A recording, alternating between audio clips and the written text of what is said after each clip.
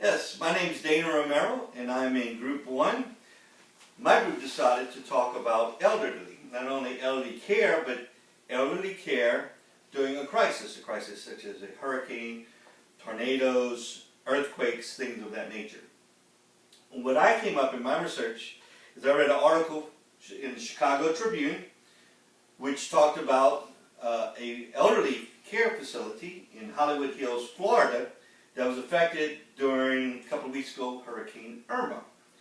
What happened at the facility is that the guy got knocked out. The hurricane came in, knocked out the facility's lights and electricity.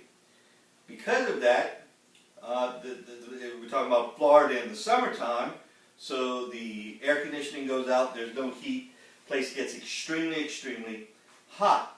Well, what comes about with the elderly and hot is that, according to the article, the elderly don't necessarily, they can't stand heat as much, they don't sweat as much to cool themselves off. And on top of that, they could be taking medication that could affect how their body, it gets too hot, gets too cold, does whatever it needs to do to stay at a constant rate. Well, 8 people died at this facility. Not the best way to treat the elderly. On top of that, the worst part of this article states is that there was actually a hospital that was across the street that had a generator, so the generator was on, and had air conditioning. You could actually have taken these people from where they were at and taken them over to the hospital to get, which they just couldn't do, because what they were waiting on was they were waiting for the local power company, Florida Power and Light, to come back and turn on the electricity. Why? Because after a hurricane blows through and the electricity comes up, the electricity companies come back to put up electricity. One of the first places that they're supposed to put electricity at is nursing homes and hospitals and elderly care facilities. But that didn't seem to be the case this time, because there were several days in after the hurricane and they still hadn't gotten their electricity back on.